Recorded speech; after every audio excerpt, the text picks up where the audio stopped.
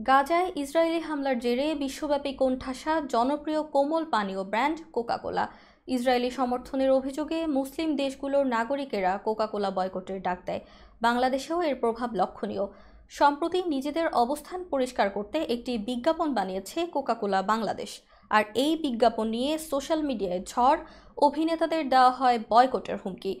অবশেষে আজ মঙ্গলবার সকাল থেকে বিজ্ঞাপনটি উধাও ইউটিউব থেকে। বিস্তারিত জুনায়েদ আহমেদ সৈকতের ডেস্ক রিপোর্টে। কি সোহেল, কোক দেবো নাকি একটা?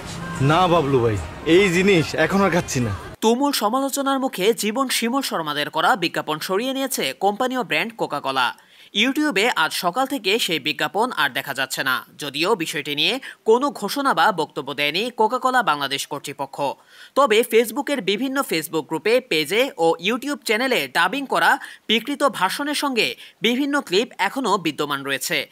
বিজ্ঞাপনটিতে মডেল হিসেবে ছিলেন অভিনেতা ও নির্মাতা শরাফ আহমেদ জীবন, শিমুল শর্মা, আব্দুল্লাহ আল সেন্টু প্রমুখ।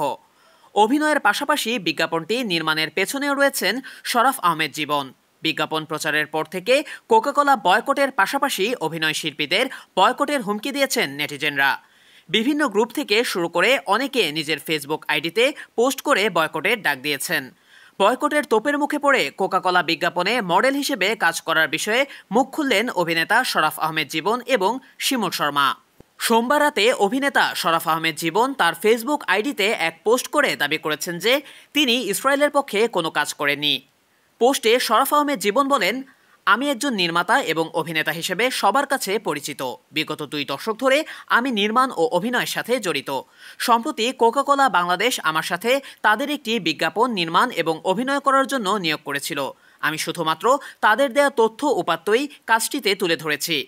বিজ্ঞাপনটি প্রচার হবার পর থেকে আমি আপনাদের অনেক মিশ্র প্রতিক্রিয়া লক্ষ্য করছি এবং আপনাদের প্রতি সম্মান জানিয়ে আমি আবারও বলতে চাই, কাজটি শুধুই আমার পেশাগত জীবনের একটি অংশ মাত্র। ব্যক্তিগত জীবনে আমি সবসময় মানবাধিকার বিরোধী যে কোনো আগ্রাসনের বিপক্ষে দাঁড়িয়েছি এবং আপনাদের অনুভূতি ও মতামতের প্রতি শ্রদ্ধা রেখেছি। এখানে আমি কোথাও ইসরায়েলের পক্ষ নিইনি এবং কখনোই ইসরায়েলের পক্ষে নই। আমার হৃদয় সবসময় ন্যায্যের পক্ষে এবং মানবতার পাশে আছে, থাকবে।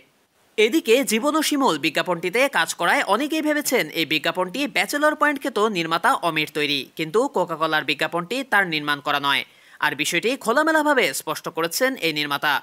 পরিচালক অমি বলেন, পানীয়টির বিজ্ঞাপন আমি তৈরি করিনি। বিজ্ঞাপনটিতে জীবন ভাই ও শিমুলকে দেখে দর্শকরা ধরে নিয়েছেন এটি আমি বানিয়েছি। এটা ভুল ধারণা। এটি শরাফত আহমেদ জীবন ভাই নিজেই বানিয়েছেন। আর আমি সহকর্মী হিসেবে জীবন ভাইকে এরই মধ্যে বলেছি তিনি যেন তার ক্লায়েন্টদের সঙ্গে কথা বলে বিজ্ঞাপনটি সরিয়ে ফেলেন। এ নির্মাতা বলেন, বাংলাদেশের মানুষ ও দর্শকের প্রতি যথেষ্ট ভালোবাসা ও সম্মান রয়েছে আমার। তাদের ভালোবাসার জন্যই আজ কাজল আরিফিন হয়েছি আমি। কিছু করার আগে ভেবেচিন্তে করা উচিত। আর আমি কখনো এমন কিছু করব না যাতে দর্শকরা তাদের হৃদয় থেকে আমাকে সরিয়ে দেয়। সমালোচনার মুখে পড়া কোকা-কোলার বিজ্ঞাপনে বলা হয়েছে, কোককে সবাই যে দেশের পণ্য মনে করেছে, আসলে সে দেশের পণ্য নয় কোকা-কোলা। মানুষ সঠিক তথ্য না জেনেই কোকা-কোলা বয়কটের ডাক দিয়েছে। 190টি দেশের মানুষ কোক খায়, এমনকি ফিলিস্তিনে কোকা-কোলার ফ্যাক্টরি রয়েছে।